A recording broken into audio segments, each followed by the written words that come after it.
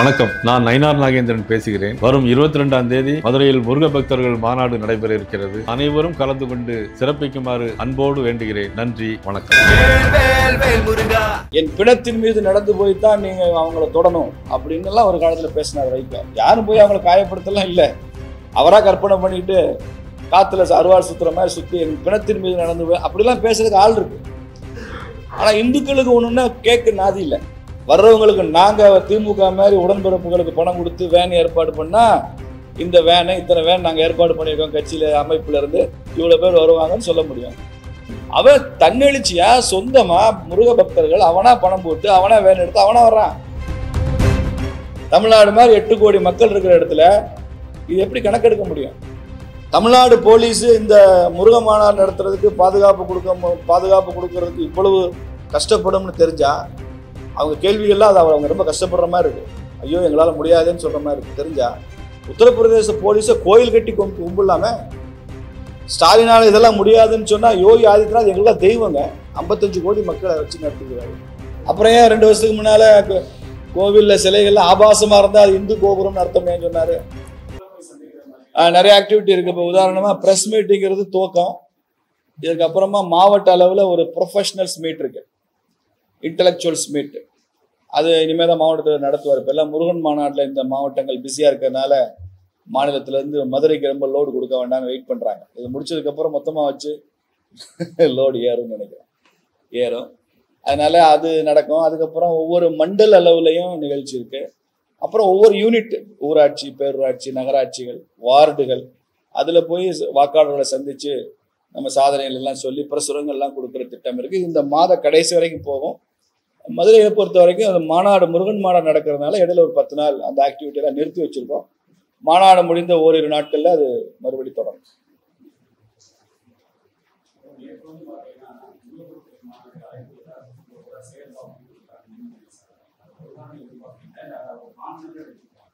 சேகர்பாபு வருவார்னு எனக்கு தோணலை, வருவார்னு எதிர்பார்க்கல. ஆனா சேகர்பாபு இதை தொந்தரவு பண்ணக்கூடாதுன்னு எதிர்பார்க்கல. திமுகவை பொறுத்த வரைக்கும் எங்க எதிர்பார்ப்பு என்னன்னா, இந்துக்களுக்கு அவங்க உதவி செய்ய வேண்டாம், கொஞ்சம் ஓத்திரம் பண்ணாம இருங்க அப்படிங்கறதான் திமுக எதிர்பார்ப்பு. நாங்க பல முறை சொல்லியிருக்கோங்க, இந்த மதுரையில் நடக்கிற முருக பக்தர் மாநாடு அரசியல் மாநாடு இல்ல சொல்லியாச்சு. அரண்டவன் கண்ணுக்கு இருண்டதெல்லாம் பேய் மாதிரி அமித்ஷா வந்துட்டு போனதுக்கு அப்புறம் அவங்களுக்கு எல்லாமே பேயாத்தி தெரியுது. முருகன் மாநாடு நடத்தினா முருகன் பிஜேபிக்காரர் தான் நினைக்கிறாங்க. முருகன் என்ன மிஸ்டு கால் கொடுத்து பிஜேபி மெம்பர் ஆயிட்டாரா? அப்படிலாம் ஒன்றும் இல்லையா? முருகனை கொண்டாடினா நீங்க முருக பக்தர் மாநாடு நடத்துனீங்களே, முத்தமிழ் முருகன் மாநாடு நடத்துனீங்க, நாங்கள் அதை வரவேற்றோம்.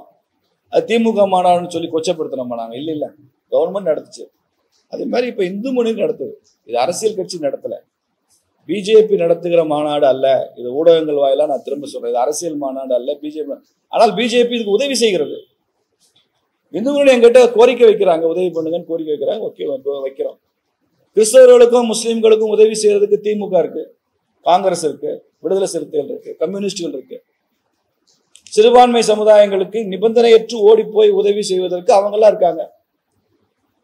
ஒரு காலத்துல வைகோ சொன்னார், எந்த சிறுபான்மையினராவது தொட வேண்டும் என்றால் என் பிணத்தின் மீது நடந்து போய்தான் நீங்க அவங்கள தொடணும் அப்படின்னு ஒரு காலத்துல பேசினார் வைகோ. யாரும் போய் அவங்களை காயப்படுத்தலாம் இல்லை, அவரா கற்பனை பண்ணிட்டு காத்துல அருவாள் சுத்துற மாதிரி சுத்தி என் பிணத்தின் மீது நடந்து போய் அப்படிலாம் பேசுறதுக்கு ஆள் இருக்கு. ஆனா இந்துக்களுக்கு ஒண்ணுன்னா கேட்க நாதி இல்லை. அதனால பிஜேபி அந்த இடத்துல நின்று கொண்டு இருக்கு களத்துல. மற்ற கட்சிகள் இந்த மாநாட்டில் கலந்துக்கிட்டா பிஜேபி இவ்வளவு ஆர்வம் காட்டி கலந்துக்க வேண்டிய அவசியம் இல்லை. புரியுதா உங்களுக்கு?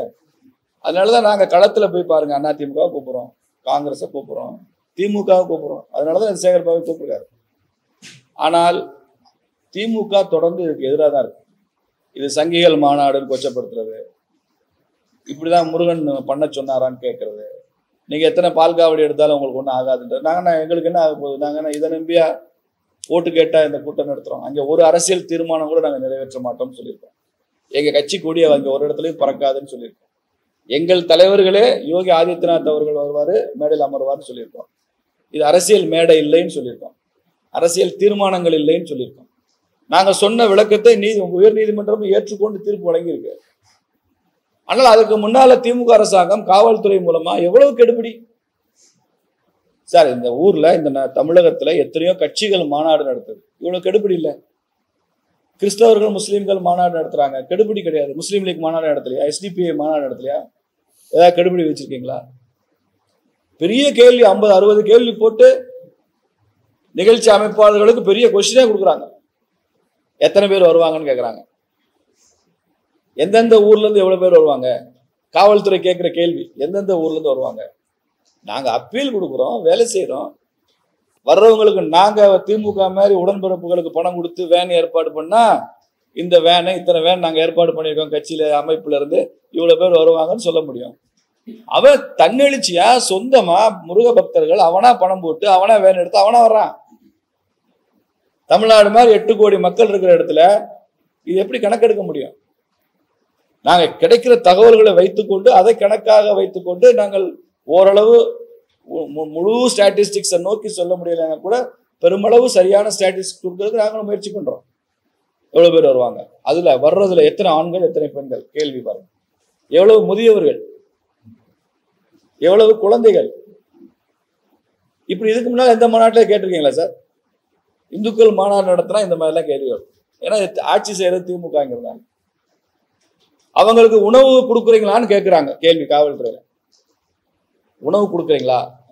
நாம பதில் கொடுக்குறோம், இல்லை உணவு ஏற்பாடு இல்லை, அவ்வளோ கூட்டத்துக்கு அந்த இடத்துல உணவு கொடுக்க முடியாது. உணவு கொடுக்க முடிஞ்சா கூட அந்த இடத்துல சூழ்நிலை காரணமா கொடுத்து டிஸ்ட்ரிபியூட் பண்ண முடியாது, அதனால இல்லைன்னு போடுறோம். திரும்ப எதிர்கேள்வி கேட்குது காவல்துறை. அப்படி உணவு கொடுக்காமல் 8 மணி வரைக்கும் நிகழ்ச்சி நடத்தி ஏதாவது அசம்பாவிதம் நடந்து விட்டால் யாரு பொறுப்பு? எப்படி பாருங்க. உணவு கொடுத்தான்னு கேள்வி, கொடுக்கலன்னு சொன்னா அப்படி அசம்பாவிதம் நடந்துட்டா என்னன்னு கேள்வி. சார் முருகனுக்கு விரதம் இருந்து போறவன் தானே சார் முருகனுக்கு போறான், பழனிக்கு போறான், திருச்செந்தூருக்கு பாத யாத்திரை போறான், பல நாள் பட்னி கிடந்து கந்த சஷ்டிக்கு 1 நேரம் சாப்பிட்டு விரதம் இருக்கிறான் 1 வாரம்.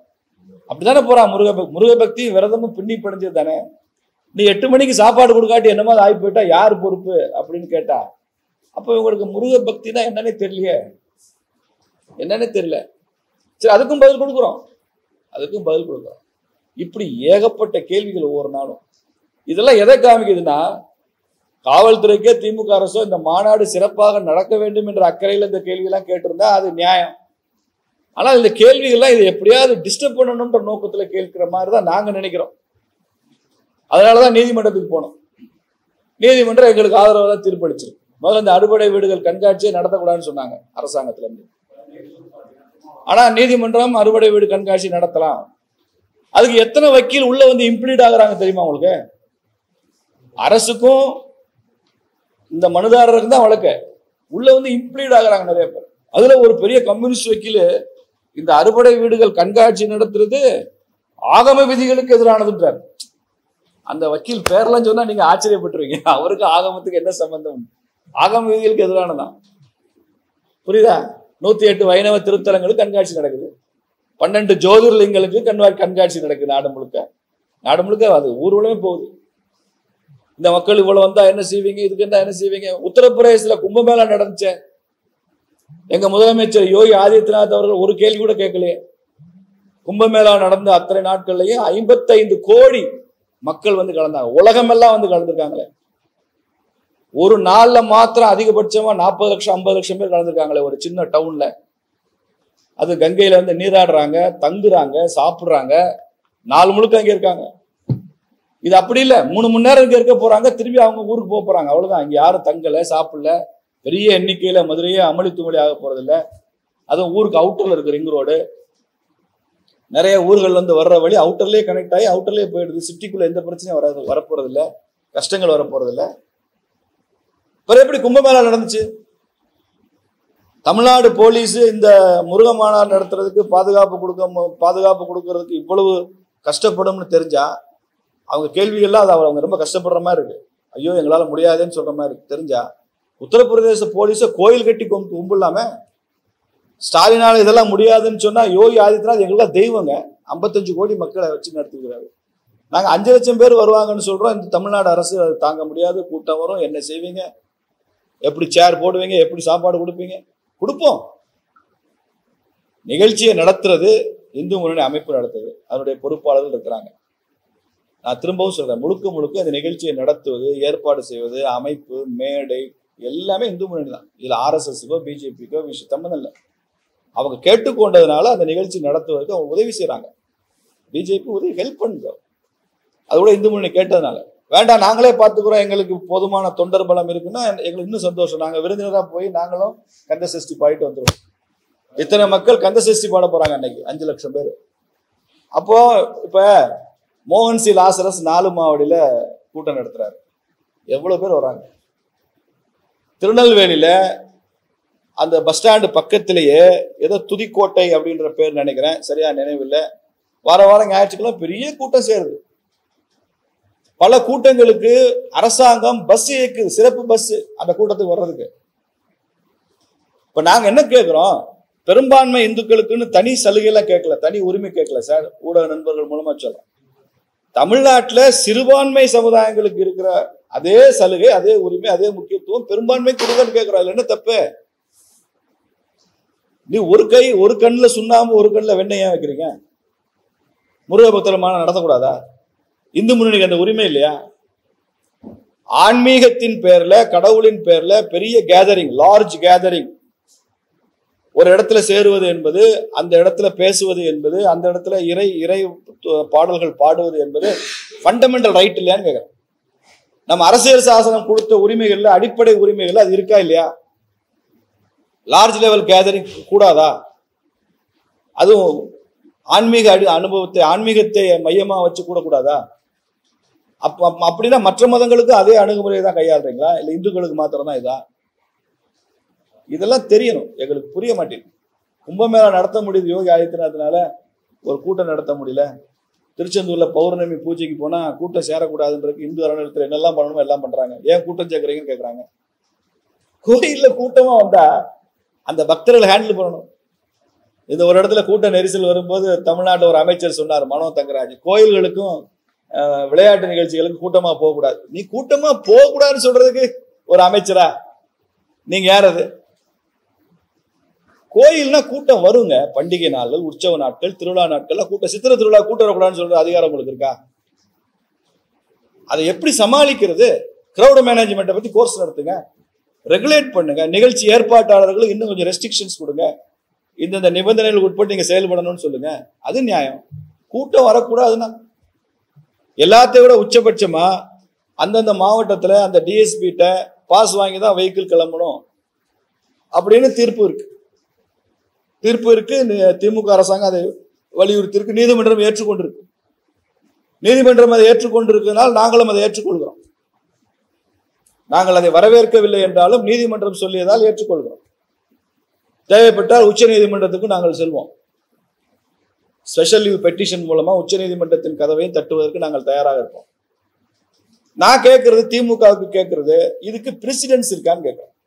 முன்னுதாரணம் இருக்கா?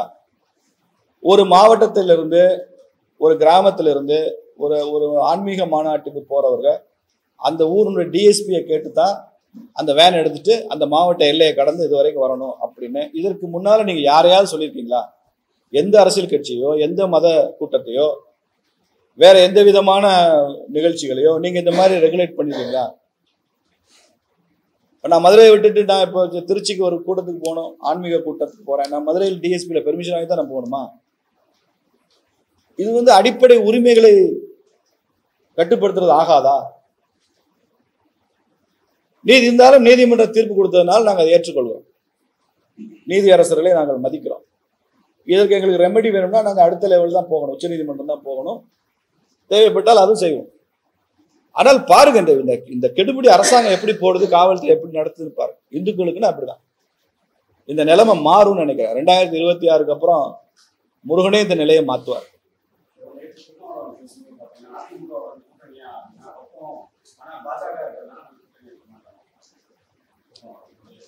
திருமாவளவன் வர வர இப்ப கமலஹாசன் மாதிரி பேச ஆரம்பிச்சிட்டார்.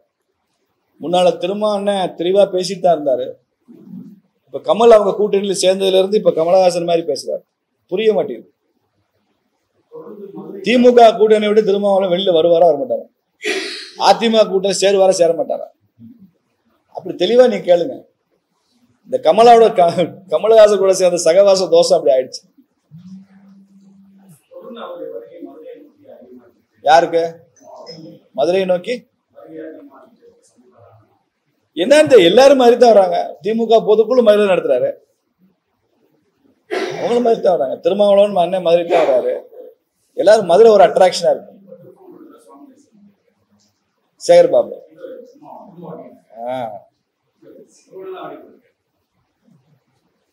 கோயிலுக்குள்ள போய் அப்புறம் ஏன் 2 வருஷத்துக்கு முன்னால கோவில்ல சிலைகள்ல ஆபாசமா இருந்தா அது இந்து கோபுரம் அர்த்தம் ஏன் சொன்னாரு? திருப்பரங்குன்றம் வந்து முருகப்பெருமான் கோயிலுக்குள்ள போய் தரிசனம் பண்ண அண்ணன் திருமாவர்களை நான் வரவேற்கிறேன், பாராட்டுறேன்.